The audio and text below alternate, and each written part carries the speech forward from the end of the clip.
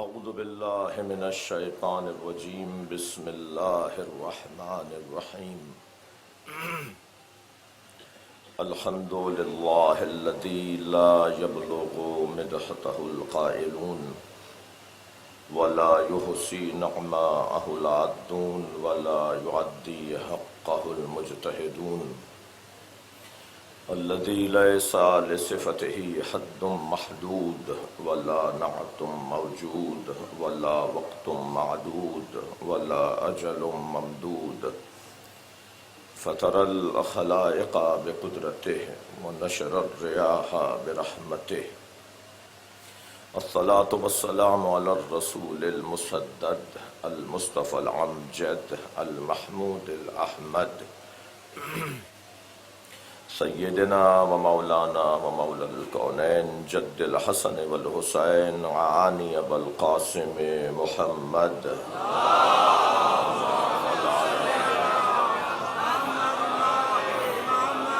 وآلہ الطیبین الطاہرین المعصومین الذين قال الله إنما يريد الله ليذهب عنكم الرجس أهل البيت ويطهركم تطهيرا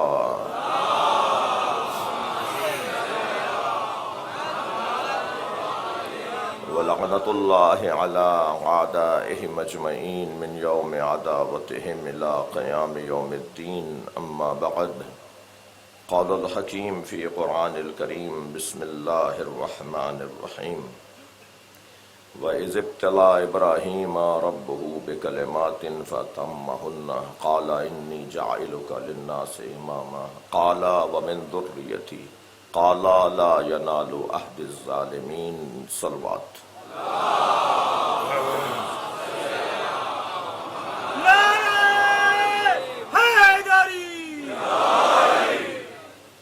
سورہ مبارکہ بقرہ آیہ کریمہ کا عنوان امامت، نبوت اور رسالت کے بعد اللہ حضرت ابراہیم کو منصب امامت پر فائز کر رہا ہے۔ یوں تو اس آیہ کریمہ میں بہت سے مضامین اور مفاہیم عناوین موجود ہیں، لیکن ہم نے اس آیت میں سے عقیدہ امامت کو یوں سمجھا ہے کہ ابراہیم پہلے سے نبی تھے، پہلے سے رسول تھے، پھر اللہ نے ان کا ایک خاص امتحان لیا، اور اس خاص امتحان کے بعد اللہ حجت خدا ہونے کا منصب دے دیتا، اللہ ولایت کا کوئی منصب دے دیتا، اللہ جو کہہ دیتا اللہ کی بات اللہ کی ہوتی اور اللہ کی بات پر کوئی بات نہیں ہوتی۔ لیکن اللہ نے یہاں کسی اور منصب کا اعلان نہیں بلکہ امامت کا اعلان کیا۔ قصہ کچھ یوں ہے کہ حضرت ابراہیم نے خاص امتحانات کا سامنا کیا اللہ کی جانب سے، اللہ نے کچھ کام دیے اور پھر حضرت ابراہیم نے ان کاموں پر مکمل فَأَتَمَّهُنَّ، میں نہیں قرآن کہہ رہا ہے، مکمل کامیابی حاصل کی، یعنی جیسا ہونا چاہیے تھا ایسا ہوا۔ شایان شان حضرت ابراہیم نے امتحانات کو مکمل کیا۔ ایک مجلس میں کہہ چکا ہوں، لہٰذا تکرار سے گریز ہے۔ مال کا امتحان دیا، سارا مال اللہ کی راہ میں دے دیا، مگر اللہ نے حضرت ابراہیم سے وہ مال لے کر واپس کر دیا، یہ کہہ کر کہ ہمیں تمہارا مال نہیں چاہیے تھا، ہمیں تمہارے احساسات چاہیے تھے۔ مال کے حوالے سے تمہارے کیا احساسات ہیں، ہماری راہ میں اپنا کتنا کیسے مال دینے کو تیار ہو۔ وہ سارے جانور جو حضرت ابراہیم نے اللہ کی راہ میں دیے، جبریل امین نے واپس کیے اور کہا کہ اے ابراہیم، ہم تمہیں آزمانے آئے تھے، تمہارے جانور نہیں چاہیے تھے۔ پھر کچھ مدت کے بعد دوسرا امتحان یہ لیا گیا کہ ٹکرا جاؤ معاشرے کے، سماج کے ان مزاجوں سے، ان عادتوں سے جس سے سماج انتہائی پستی کا شکار ہے، یعنی بت پرستی۔ توڑ ڈالو بتوں کو جا کر۔ اچھا، بہت سے کام لے لیے جاتے ہیں، بہت سارے کام دے دیے جاتے ہیں، مگر اس کا نتیجہ مد نظر ہونا چاہیے۔ میں اس کے بعد کیا کروں گا، بعد میں کیسے سنبھالوں گا، بعد میں کیا ہوگا اگر میں ایسا کروں گا تو۔ یہ ایک فطری سوال ہے، ہر شخص جمع و تفریق کرتا ہے، ہر شخص سوچتا ہے کہ اس کا نتیجہ کیا نکلے گا، اور سوچنا چاہیے۔ اور یہ سوچنے کا ہی جذبہ تھا جو حضرت مختار نے سلیمان ابن سرد خزائی کے ساتھ امام حسین کے قاتلوں سے بدلہ نہیں لیا۔ سلیمان ابن سرد خزائی نے 5000 توابین کے ہمراہ امام حسین کے قاتلوں سے بدلہ لیا۔ بدلہ لیا، کیا بدلہ لیا کہ خود بھی شہید ہو گئے، 5000 لوگ بھی شہید ہو گئے۔ یہ مجمع حسینیوں کا ہے، تاریخ کا ایک صفحہ، جلدی سے ذرا دیکھتے چلے جائیے۔ واقعہ کربلا کے بعد کربلائیوں کو جو دکھ ہوا کہ ہم نے ساتھ نہیں دیا، حسین کو تنہا چھوڑ دیا، حسین مولا نے، یہ سارے کوفے کے لوگ تھے، حسین مولا نے ہمیں بلایا، ہم نے انہیں بلایا تھا اور ہم نے ان کو بلا کر ان کا ساتھ نہیں دیا، دب گئے، ڈر گئے، لالچ کا شکار ہو گئے۔ 4 علتیں تھیں کسی اور موقع پر کہ کیوں کوفے والوں نے امام حسین کا ساتھ نہیں دیا۔ بالآخر ایسا وقت آیا کہ یہ لوگ پشیمان تھے، نادم تھے، روزانہ روتے تھے اور کہتے تھے کہ ہم سے بہت بڑی غلطی ہو گئی، تو اس کا ازالہ کیا کریں۔ کسی حد تک صحیح سوچا تھا کہ ازالہ یہی ہونا چاہیے، اور انہوں نے ایک پورا لشکر تیار کیا، اور انہوں نے پھر اس وقت میں جو عبداللہ ابن زبیر اور جو یزیدی نظام تھا، اس کے عبداللہ ابن زبیر یزید کے خلاف تھے، وہ بھی اور یہ بھی مل کر یزید کے نظام کے خلاف، مسلم ابن عقبہ کے لشکر کے خلاف انہوں نے جہاد کیا، اور بالآخر وہ لشکر بہت بڑا مضبوط لشکر تھا، اور انہوں نے ان سب لوگوں کو مار دیا۔ اس وقت میں مختار موجود تھے اور بار بار کہہ رہے تھے کہ ابھی ہماری توانائی مکمل نہیں ہے، ابھی ہمارے پاس کافی حد تک صلاحیتوں کو مجتمع ہم نہیں کر پائے ہیں، ابھی جلدی ہے یہ کام۔ اور مختار نے اس وقت کو گزارا، ان کا ساتھ نہیں دیا۔ یہ لوگ ناراض بھی رہے حضرت مختار سے کسی حد تک کہ مختار ساتھ کیوں نہیں دے رہے، لیکن پھر ایک ایسا وقت آیا کہ مختار نے وہ جو تیاری کی، تو ایسی تیاری کی کہ چن چن کر امام حسین کے قاتلوں کو سزائیں دیں اور چاہنے والوں کے حوصلے بڑھائے۔ بھائی میرا محترم مجمع یہیں وضاحت لے لے، حضرت مختار نے مولا حسین کا بدلہ نہیں لیا ہے۔ جب کسی نے میرے مولا امام رضا علیہ السلام سے کہا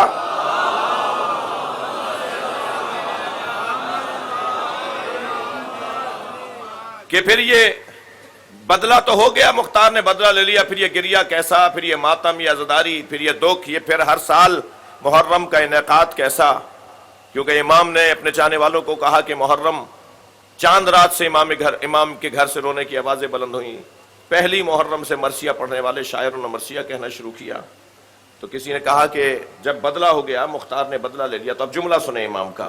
امام فرماتے ہیں ساری دنیا کو، توجہ، ساری دنیا کو 70,000 مرتبہ مار کر زندہ کیا جائے تو حسین کے ایک ناخون کا بدلہ نہیں ہے۔ یہ بدلہ تو نہیں تھا، یہ بدلہ تو نہیں تھا۔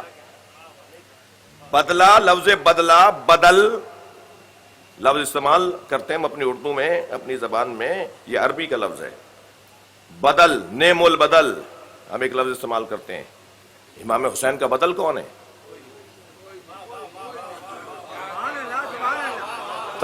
توجہ بڑھائیں گے، امام کا بدل کون ہے؟ امام کا کوئی بدل نہیں ہے۔ دیکھیے ظلم ظلم ہے، جملہ ہدیہ کر رہا ہوں، ظلم ظلم ہے، مگر ظلم کی قباحت مظلوم کی حیثیت کے مطابق ہوتی ہے۔ جتنا مظلوم اہم ترین، فاضل ترین، افضل ترین ہوگا، اتنا ہی ظلم کی شدت میں اضافہ ہو جائے گا۔ مظلوم جتنا محترم ہوگا، ظلم اتنا ہی شدید کہلائے گا۔ امام حسین جیسا تو کوئی نہیں ہے دنیا میں۔ آپ کی عقیدتیں، محبتیں میرے بیان کے ساتھ ہیں، آپ ذرا غور تو کریں۔ حسین حسین ہے، 14 میں 4 محمد ہیں، 4 علی ہیں، 2 حسن ہیں، حسین ایک ہی ہے۔ صلوات پڑھیں محمد و آل محمد۔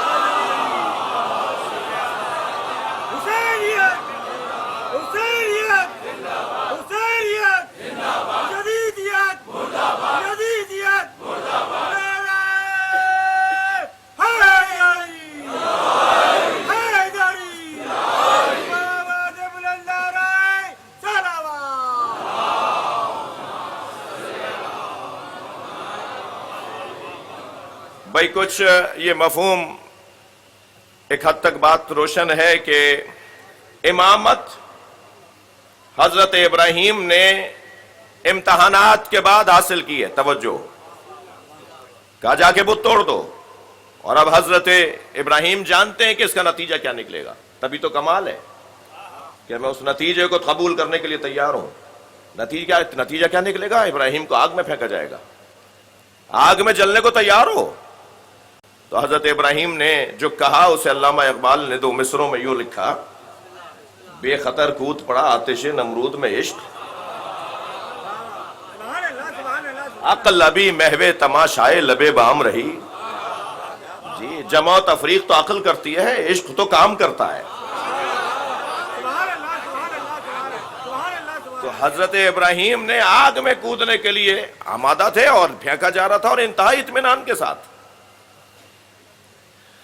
مجھے علامہ، دیکھیں میں قصداً بزرگوں ہم کو پیدائشی تو کچھ جان کر نہیں آئے، بزرگوں کو پڑھا ہے تو کوئی مجھے علامہ طالب جوہری کا ایک جملہ یاد آ رہا ہے، اللہ ان کے درجات کو بلند فرمائے.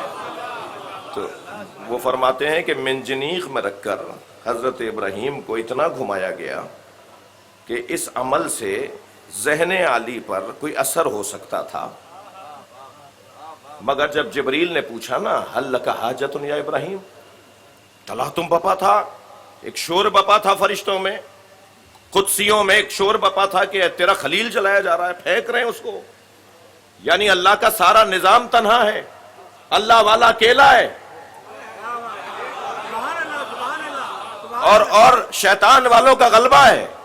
تو فرشتوں نے جب اللہ سے سوال رکھا تو اللہ نے جبریل سے کہا جاؤ جا کے مدد کرو. تو اتنے چکر کھانے کے بعد بھی عقل سالم تھی. اتنے چکروں کے بعد بھی عقل سلیم پر فائز تھے. تم معمولی بخار میں نبی کو کہتے ہو ہذیان کہہ دیا.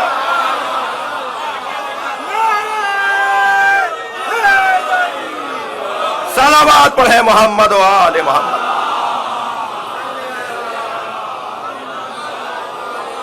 بھائی آج 8 محرم ہے، ماشاءاللہ نشتر پارک پر ہے، بہتر صلوات ہدیہ کریں.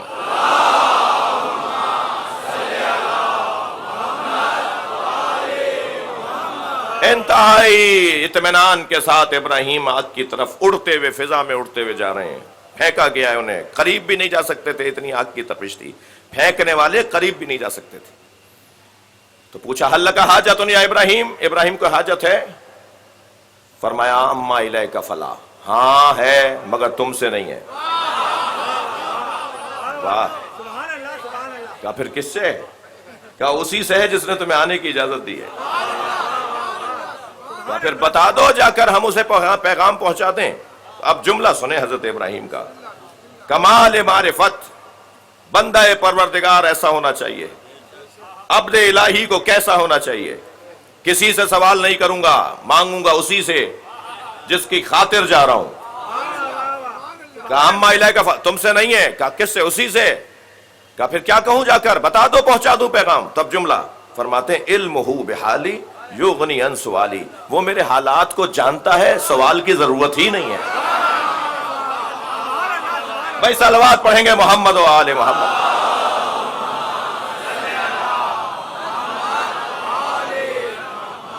جلنے کو تیار ہو گئے، آگ میں چلے گئے، اطمینان کے ساتھ آگ میں کود رہے ہیں. تو اللہ کی آواز آئی یا نارو کونی بردن و سلاما، اے آگ اللہ ابراہیم پر ٹھنڈی پڑ جا. آگ جلتی نظر آ رہی تھی مگر ٹھنڈی ہوائیں تھیں. خبردار خبردار، جو چیز نظر آ رہی ہو اسے مان نہ لینا. کیا معلوم کہ ہو کچھ اور، نظر کچھ اور آ رہی ہو. وہ جلتی ہوئی آگ میں ابراہیم بیٹھے ہیں اور اللہ نے فوراً اس امتحان سے گزارا. اور پھر آخری مرحلہ تھا جب بچے کے گلے پہ چھری چلائی. یہ آخری امتحان تھا حضرت ابراہیم کا. جان اپنی انسان بچوں پہ قربان کر دیتا ہے. اب بچے کو کس پہ؟ اور کون سا بچہ جو ضعیفی میں، بڑھاپے میں، منت مرادوں کے بعد آیا ہے. حضرت سارہ سے تو اولاد نہیں ہو رہی تھی. حضرت سارہ ہی ڈھونڈ کے لائیں اپنی کنیز کے طور پر حضرت ہاجرہ کو، اور خود دلہن بنایا، خود اپنے ہاتھوں سے انہیں اپنے شوہر کے لیے آمادہ کیا. اور یہ اور بات ہے کہ خاتون کا مزاج خاتون کا ہے، چاہے وہ نبی کی زوجہ ہو. دوسرے دن سے ہی پھر تناؤ شروع ہو گیا. یہ ایک علیحدہ بات ہے. یعنی وہ پھر پسند نہیں کر رہی تھی حضرت ہاجرہ کو، لیکن حضرت ہاجرہ کے ذریعے سے حضرت اسماعیل دنیا میں آئے. جی جب حضرت زید شہید سے کہا تھا نا حجاج بن یوسف نے کہ تم کنیز کی اولاد ہو، ہمارا مقابلہ کر رہے ہو. حضرت زید شہید کی والدہ سندھ سے تھیں. زیدی سادات کا ننیال سندھ ہے. تو یہ جب ان سے اس نے بے ادبی کی، جب گرفتار کر کے لائے، کہا کہ تم کنیز کی اولاد ہو، تو انتہائی اطمینان کے ساتھ، ہاتھ بندھے ہوئے تھے، ہونٹ کٹا ہوا تھا، سر میں سے خون نکل رہا تھا. کچھ دیر کے بعد شہادت اور دنیا سے رخصت ہونے کا یقین تھا. اس کیفیت میں اطمینان ہونا یہ ہنر مانگتا ہے. اس کیفیت میں آواز دے کر کہا کہ اگر کنیز کی اولاد ہونا کوئی عیب ہوتا تو ہم سب کے جد اعلیٰ حضرت اسماعیل بھی ایک کنیز کی اولاد ہے. جی امتحان مکمل. حضرت ابراہیم فَأَتَمَّهُنَّ، قرآن کہتا ہے حضرت الہیہ اللہ کا جواب آتا فَأَتَمَّهُنَّ. امتحان میں ابراہیم مکمل کامیاب ہے. اور مکمل کامیابی کے بعد کیا سند دی جا رہی ہے؟ سند دی جا رہی ہے قَالَ إِنِّي جَاعِلُكَ لِلنَّاسِ إِمَامًا. اے ابراہیم، اللہ کہہ رہا ہے اے ابراہیم ہم تمہیں لوگوں کا امام بنا رہے ہیں. حضرت ابراہیم نے فوراً ایک سوال کیا وَمِن ذُرِّيَّتِي، میری اولاد میں سے. یہ نہیں کہ میری اولاد، سارے بچوں کو امام نہیں دیکھنا چاہتے. وہ بھی جانتے ہیں کہ ہر ایک کے بس کی نہیں ہے. وہ بھی جانتے ہیں کہ یہ مقام ہر ایک کا نہیں ہے. کچھ میری اولاد میں سے کچھ کو امام بنائے گا. تو اللہ نے جواب دیا لا ینال عہدی الظالمین، لا ینال عہد الظالمین، میرا یہ عہدہ ظالموں تک نہیں پہنچے گا.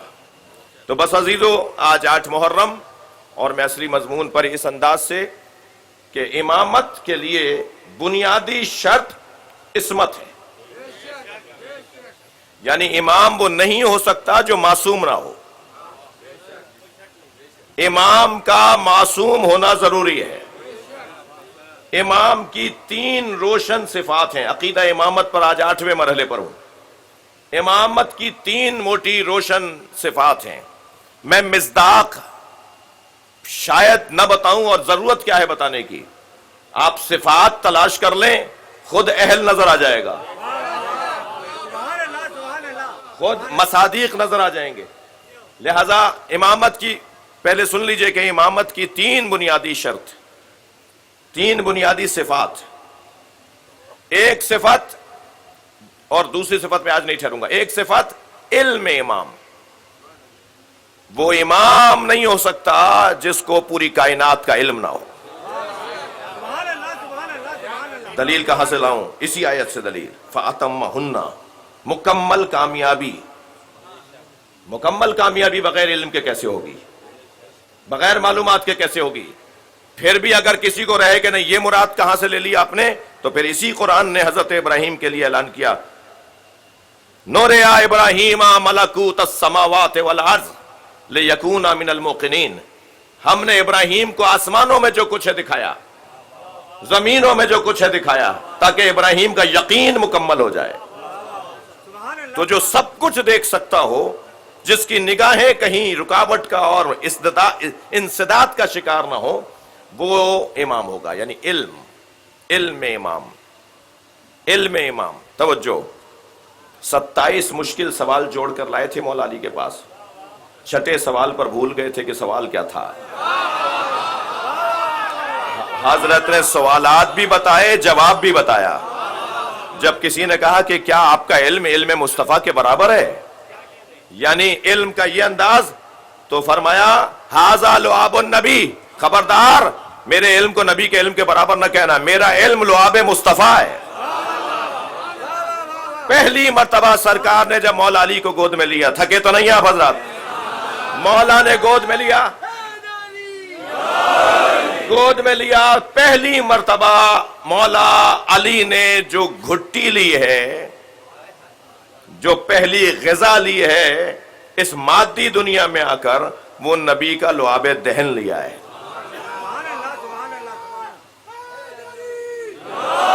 بھائی تھوڑی دیر کے لیے میں, کیونکہ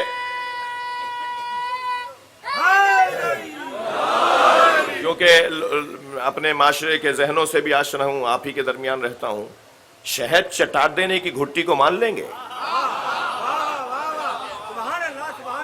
جی, شہد پانی کی گھٹی سارے گھروں میں تقریباً یہی دی جاتی ہے, تو شہد کی گھٹی کو مان لیں گے؟ شہد ہے کیا؟ تفصیل میں جاؤں گا تو گھن آئے گا. شہد کی گھٹی کو مان لیں گے؟ مصطفیٰ کا لعاب سمجھ میں نہیں آ رہا. اور سرکار کا لعاب مولا علی کی پہلی غذا.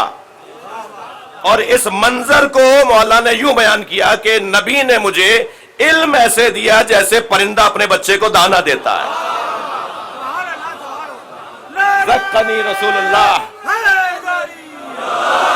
زکانی رسول اللہ, زکانی رسول اللہ, زکن زکا. رسول اللہ نے مجھے علم پرندے کی طرح جیسے وہ اپنے بچے کو دانا دیتا ہے. میں یہ بات کہیں کر چکا ہوں, جو احباب وہاں تھے مجھے تکرار معاف کریں گے, نہیں فرمایا کہ جیسے ماں بچے کو دودھ دیتی ہے. مولا چاہتے تو کہہ دیتے کہ مجھے نبی نے علم ایسے دیا جیسے ماں بچے کو دودھ پلاتی ہے, لیکن فرمایا مجھے نبی نے علم ایسے دیا جیسے پرندہ اپنے بچے کو دانا دیتا ہے. اس لیے کہ ماں جو دودھ پلاتی ہے وہ کھاتی نہیں ہے, دسیوں چیزوں کے نتیجے کو دودھ کہا جاتا ہے. جو لیتی ہے وہ دیتی نہیں ہے, لیکن پرندہ جو اٹھاتا ہے لیتا ہے وہی دیتا ہے. نبی مکرم اللہ سے جو لیتے تھے وہ علی کو دیتے تھے. صلوات پڑھیں محمد و آل محمد.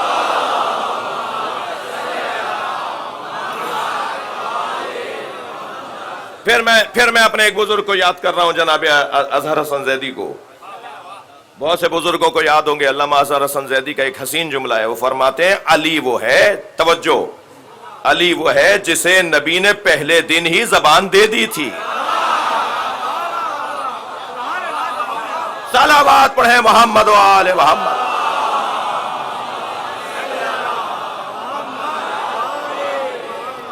تو امامت کے لیے پہلی صفت علم. بڑا حسین عنوان ہے, بڑی لذیذ وادی ہے, اور علم کے موضوع پر آپ کا شوق, ذوق اور سماعت میں تازگی یہ خود فطری طور پر علم دوستی کی علامت ہے. جی. دوسری صفت, توجہ, دوسری صفت اعجاز امامت. وہ امام نہیں ہے جس کے پاس معجزہ نہیں ہے.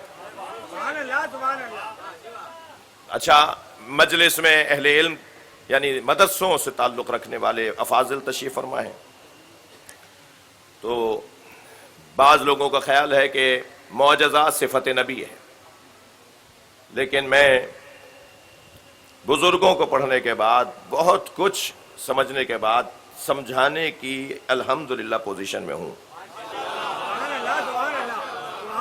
کہ بہت سے دلائل کی روشنی میں کہ معجزہ نبی کی صفت کے علاوہ, نبی کی صفت کے بعد, نبی کی صفت کی طرح معجزہ امام کی صفت بھی ہے. امام کا کام معجزہ دکھانا ہے, یعنی جب ضرورت پڑے, توجہ, تو یہ اعجاز کا اظہار کریں. یہ جب ان پر مشکل آتی ہے تو پھر معجزہ نہیں دکھاتے.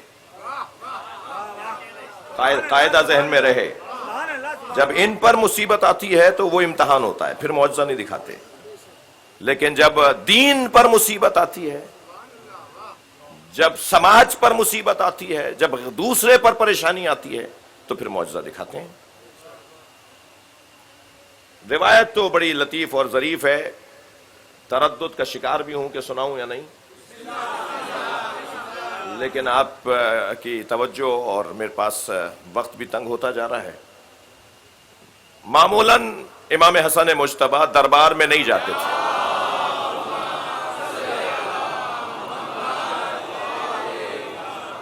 جی, معمولاً مولا دربار میں نہیں جاتے تھے, مگر یہ کہ مصلحت امت کی ہو اس کی خاطر دربار میں جاتی تھی۔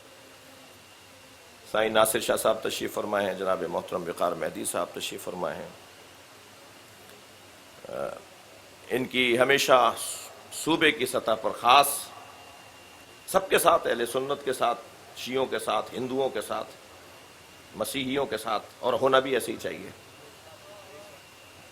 کیونکہ معاشرے میں تو دو طرح کے انسان رہتے ہیں نا، اما مولا علی کی تقسیم، معاشرے میں دو طرح کے انسان رہتے ہیں، اما اخ لک فی الدین، مولا علی فرما رہے ہیں، فاروق ستار صاحب ہدیہ کر رہا ہوں آپ کو مولا کا قول، مولا فرماتے ہیں اما اخ لک فی الدین، یا دین میں تمہارا بھائی ہے، اور نذیر لک فی الخلق، یا انسان ہونے میں تم جیسا ہے۔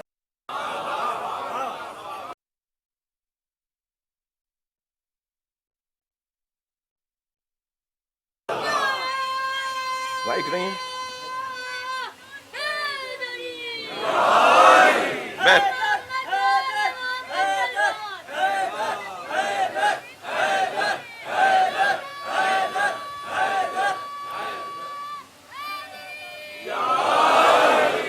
امامت کے لیے عصمت ضروری ہے۔ بظاہر میں نے ایک نتیجے تک اپنے مضمون کو پہنچایا ہے، مگر کل کی مجلس جس کا ایک حصہ مضمون کا تکملہ اور ایک حصہ عالمی اور ملکی سطح پر مسائل اور مشکلات کی دہرائی اور اعادہ اور توجہ ہے۔ شخصیات تشریف فرما ہیں، اہل حل و عقد بیٹھے ہوئے ہیں،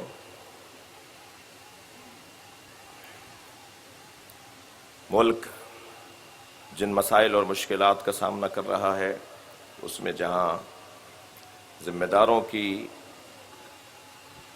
ذمہ داری بنتی ہے وہاں عوام کا کام بھی بنتا ہے۔ یہ موضوع کل کا کچھ دورانیہ ہماری گفتگو کا صبح 10 بجے 11 بجے 11:15 میں حاضر ہوں گا، مجلس انشاءاللہ 11 بجے شروع ہوگی اور ظہر پہ جلوس برآمد ہوگا۔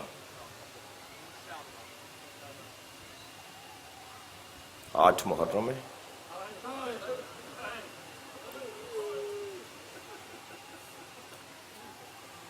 حاضریوں کا دن ہے۔ کبھی غور کیا کہ حاضری کا تعلق حضرت عباس سے کیوں ہے؟ اس لیے کہ جس کی ذمہ داری تھی نا کہ وہ کھانے کا اور پانی کا انتظام کرے، وہ کربلا میں پانی لاتے ہوئے مارا گیا۔ اجرکم اللہ۔ آمادہ ہو رہے ہیں آپ آہستہ آہستہ، میرے پاس وقت ہے، آج گریے کا دن ہے، نسبتاً میں نے اپنے دورانیے کو فضائل میں نسبتاً روزانہ کے مطابق کم رکھا ہے۔ چلیے کربلا چلیں۔ بعض احباب آج رات کو کربلا جا رہے ہیں، میں ان سے گزارش کروں گا کہ ہمارے لیے خاص دعا کریں۔ معراج سے کم نہیں ہے کربلا کی زمین۔ حسین مولا نے اسے سدرۃ المنتہا کا رشک بنا دیا۔ عرش الہی جس پہ رشک کرے نا، آواز دیتا ہے عرشیوں کو تمہیں زمین پہ کچھ نظر آ رہا ہے؟ تو امام حسین کی قبر عرش والوں کو ایک چاند کی طرح نظر آتی ہے۔ 5000 فرشتے ہیں جو روزانہ قبر حسین پر اترتے ہیں اور واپس جاتے ہیں۔ یہ وہی فرشتے ہیں جو امام حسین کی مدد کو آئے تھے، مگر امام نے ان سے مدد نہیں لی۔ عزادارو، حسین نے لاشیں بہت اٹھائے، حتیٰ غلاموں کے لاشیں بھی کسی کو نہیں اٹھانے دیے، حتیٰ غلاموں کے لاشیں بھی کسی کو نہیں اٹھانے دیے۔ حر کے بیٹے کا جب لاشا اٹھا رہے تھے نا تو حر نے بڑھ کر کہا تھا یہ غلام زادہ ہے، تو جناب زینب کے خیمے میں آ گئے اور بی بی سے کہا زینب عباس کو بلاؤ. جناب فضہ نے جا کر کہا چھوٹے شہزادے تمہیں آقا زادی زینب بلا رہی ہیں. مڑ کر دیکھا، سلام کر کے کہا ماں چند لمحوں میں خوشخبری لے کر آ رہا ہوں، میں آج ہی کربلا کا مارکا تمام کر رہا ہوں. جناب فضہ گئیں، پھر پلٹ کر آئیں اور آ کر ایک جملہ کہا، وہ جملہ قیامت کا ہے، اور جملہ یہ کہا کہ زینب کہتی ہیں تم آتے ہو یا میں آ جاؤں. حضرت عباس نے تلوار نیام میں رکھی، جناب زینب کے خیمے میں آئے. کیا دیکھا؟ امام حسین برابر میں کھڑے ہیں. امام حسین کو دیکھا تو سمجھ گئے کہ ماجرا کیا ہے. آواز دے کر کہا مولا کیا خیمے ہٹا لوں؟ امام حسین نے اپنی آنکھوں سے گردن سے اشارہ کیا ہاں ہٹا لو. حضرت عباس نے خیمے ہٹا لیے. 9 محرم کو جب حملہ ہوا، علامہ نقن صاحب لکھتے ہیں کہ جتنے خوش عباس نظر آئے، کیونکہ بار بار امام حسین فرماتے تھے ہمیں پہل نہیں کرنی، ہمیں پہل نہیں کرنی، عباس ہمیں پہل نہیں کرنی. تو جب پہل ہو گئی نا دشمن کی طرف سے، تو نقن صاحب فرماتے ہیں جتنے خوش عباس نظر آئے، گھوڑا دوڑاتے ہوئے آئے باہر، گھوڑا روکا خیمے سے باہر، اذن دخول لیا امام حسین سے، خیمے میں آئے. مولا آپ کہتے تھے پہل نہیں کرنی، دشمن نے پہل کر دی، اب ہم اپنا جواب دینے جا رہے ہیں. امام نے فرمایا عباس جاؤ ایک رات کی مہلت لے کر آؤ. مولا حسین سے کہوں گا مولا حضرت علی اکبر کو بھیج دیا ہوتا، مولا حضرت حبیب ابن مظاہر کو بھیج دیا ہوتا، مگر مولا عباس کو اس لیے بھیج رہے ہیں تاکہ باب الحوائج بنے. خاص مقام اللہ نے رکھنا تھا اس ہستی کا. اپنے مولا کی خاطر اپنے احساسات اور جذبات کو مارنے والا عباس ایک لفظ ایک حرف نہیں کہا مولا حسین سے، گردن جھکا دی. اللہ کسی کریم کو یہ دن اور یہ امتحان میں نہ لے، یہ امتحان نہ دے. گئے عمر سعد کے خیمے کے باہر کھڑے ہو کے آواز دی میں عباس علی ہوں، حسین کا سفیر ہوں.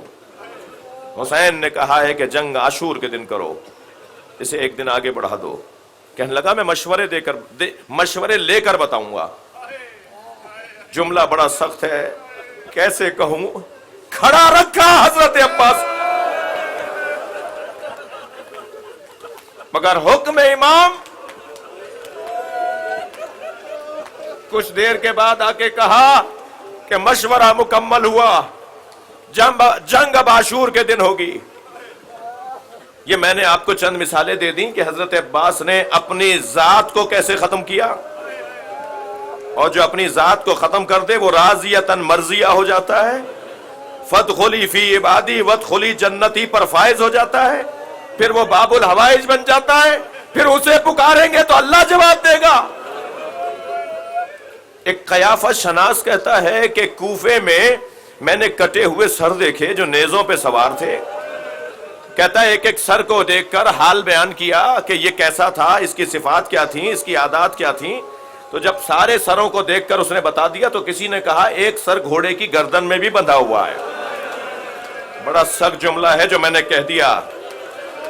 حضرت عباس کا سر نیزے کی انی پر چڑھتا نہیں تھا، بار بار گر جاتا تھا. یہ واحد سر تھا جو گھوڑے کی گردن میں باندھا گیا تھا. سخت جملے ہیں، شاید اس وجہ سے کہ اس سر سے زینب کا کھلا سر نہ دیکھا نہیں جاتا تھا. بیٹھ گیا زمین پر. اجرکم اللہ، اجرکم اللہ، اجرکم اللہ. تھکے نہیں عزادارو، مجھے جلدی نہیں ہے، مجھے نہیں پتا آئندہ سال یہ دن، یہ خاص مجلس ہمارے لیے کیسے لکھی ہے، ہم ہیں بھی یا نہیں ہیں. بیٹھ گیا زمین پر. حضرت عباس کے چہرے کو دیکھا اور یہ کہہ کے کھڑا ہوا، یہ چہرہ بتا رہا ہے کہ یہ گھٹ گھٹ کے مرا ہے، جو اس کی آرزویں تھی پوری نہیں ہوئی. اجرکم اللہ، اجرکم اللہ. اب عاشور کا دن آ گیا. عباس جاؤ بچوں کے لیے پانی لے آؤ. जनाब अब्बास ने मशकीज़ा लिया, सकीना बीबी का मशकीज़ा है, लेके चले हैं खैमागाह से नहर की तरफ। और जब आ रहे थे हजरत अब्बास नहर की तरफ तो ऐसा लग रहा था जैसे शेर आ रहा हो। दुश्मन पर एक रोब तारी था, तन्हा अब्बास लश्कर की तरह आ रहे थे। बहुत ही तेजी से घोड़ा दौड़ाते हुए फुरात में घोड़े को पहुंचाया। घोड़ा घुटनों तक पानी में गया। हजरत ने पुश्ते फरस पर बैठे बैठे मश्क भरी और मश्क भरते हुए हाथों में ठंडा पानी लगा, चिल्लू भरा, उसे गौर से देखने लगे। दूर से दुश्मन ये देख रहा था, वो ये समझ रहा था कि ये पानी पिएंगे, लेकिन हजरत अब्बास ने पानी चिल्लू में लिया। मैं कहता हूं कि उस चिल्लू में, उस पानी में सकीना की तस्वीर आई होगी। एक मर्तबा पानी दोबारा नहर पर फेंका। अज़ादारों बता दूं हाथ क्यों कटे हजरत अब्बास के? करबला में वाहिद शहीद है जिसके दोनों बाजू काटे गए। मौला शायद आरजू रखते थे ये हाथ ही कट जाएं जिन्होंने पानी की ठंडक महसूस की है। मौला ने मशकीज़ा भरा, लेकर चले और बहुत तेज दौड़ता हुआ घोड़ा आ रहा था कि कमीन गाहों से हमला होना शुरू हुआ। पहले एक बाजू कटा, मौला ने दूसरे बाजू में मशकीज़े को लिया और फिर दूसरा बाजू कटा। अपने दांतों में मशकीज़े के तस्मे को ऐसे थामा जैसे किसी शेर के मुंह में शिकार हो, और जाते हुए अपने आप से कह रहे थे जरा और हिम्मत कर ले, कुछ ही फासला रह गया है, मेरे मौला तक पानी पहुंचाना है। कि एक मर्तबा हुरमला की आवाज आई, लाओ मैं तीर मार के अब्बास को रोकूं। मुख्तार को कहा था मैंने अब्बास के मशकीज़े में तीर मारा था। तीर का लगना था कि पानी के साथ आस बहने लगी। घोड़े को आवाज देकर कहा, ए रहवार, मैं इस काबिल का रहा कि अब मैं खैमों की तरफ जा सकूं? थके नहीं अज़ादारों, आपकी आवाजें बुलंद हैं। क्या मैं इस काबिल का रहा कि खैमों तक जा सकूं? घोड़ा मुड़ने लगा तो सर पे गुर्ज आके लगा, अब्बास की आंख में तीर आके लगा। अब जिसके हाथ ना हो वो जमीन पर कैसे गिरे? जनाबे उम्मुल बनीन सारी जिंदगी ये कह कह के रोती रही, कोई तो मुझे बताए मेरा अब्बास घोड़े से कैसे गिरा? अजरो कमल अल्लाह, अजरो कमल अल्लाह, अजरो कमल अल्लाह। घोड़े से जमीन की तरफ आए, आवाज दी, मौला मेरा सलाम। हुसैन ने कमर पकड़ ली, अब्बास अब मेरी कमर टूट गई। हुसैन आगे बढ़े, हुसैन आगे बढ़े। बड़ा सख्त जुमला है जो कहने जा रहा हूं, मुझे अंदाजा है वक्त तंग है, मगर मैं अपने वक्त में बात मुकम्मल करूंगा। हुसैन आगे बढ़े और घोड़े से कहते जा रहे थे, मुझे भाई तक जल्दी पहुंचा, मुझे मेरे भाई तक जल्दी पहुंचा। दौड़ता हुआ घोड़ा, सुनेंगे रोने वालों, दौड़ता हुआ घोड़ा रुक गया। इमाम ने उसकी गर्दन पे दफ्ते शफकत रखा, फरमाया ये वक्त नहीं है रुकने का। इमाम अपने घोड़े को चाबुक नहीं मारते थे, कहते थे तेज चल तो ये तेज चलता था, रुक जा तो रुक जाता था। घोड़े की गर्दन पे हाथ रख के फरमाया ये वक्त नहीं है रुकने का। तो घोड़े ने एक जानिब इशारा किया, इमाम ने जो मुड़कर देखा कटा हुआ बाजू अब्बास का। इमाम घोड़े से उतरे, अब्बास का बाजू उठाया, फिर घोड़ा आगे बढ़ा, फिर रुक गया, फिर इशारा किया, दूसरा कटा हुआ बाजू। इमाम ने अपने भाई के कटे हुए बाजू उठाए। अब मैं रोने वालों से सवाल करूं कि हुसैन मौला के एहसासात कैसे हो गए होंगे? मेरा भाई जिसके बाजू काट दिए। पहुंचे अब्बास के बदन मुबारक पर, सर आगोश में ले लिया, थके नहीं, सर आगोश में ले लिया। हजरत अब्बास ने सर हटा दिया। मुझे आदत है, मैं इन दिनों में ऐसे ही मसाइब पढ़ूंगा, मुझे मसाइब तवील पढ़ने दीजिए। नहीं मालूम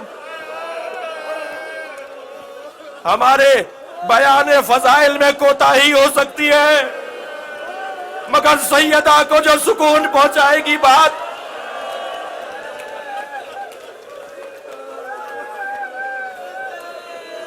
आगोश में अब्बास का सर लिया, हजरत अब्बास ने अपना सर हटा दिया। मौला ने पूछा, अब्बास सर क्यों हटाया? सर क्यों हटा रहे हो? कहा मौला ये सकीना की जगह है, मौला ये शहजादों की जगह है, मैं आपका गुलाम, عباس کوئی وصیت ہو تو کرو. کہ مولا پہلی وصیت یہ ہے کہ ہاتھ ہوتے تو آپ کو زحمت نہ دیتا، میں آپ کے چہرے کا دیدار کرنا چاہتا ہوں. فرمایا کیا چیز مانے ہے؟ کہ مولا ایک آنکھ میں تیر ہے، ایک آنکھ میں خون ہے. امام نے اپنے ابا کے دامن سے آنکھ کا خون صاف کیا، عباس کی آنکھ کھلی، مولا کا چہرہ دیکھا. کہ مولا جب دنیا میں آیا تھا تو پہلی دفعہ آپ کو دیکھا تھا، اب دنیا سے جا رہا ہوں تو آخری مرتبہ آپ کو دیکھ رہا ہوں. بڑا سخت جملہ ہے. مولا نے پیشانی کا بوسہ دیا، فرمایا ایک آرزو ہماری پوری کر دو. ساری زندگی مولا، آقا، مالک. ایک مرتبہ بھائی بولو.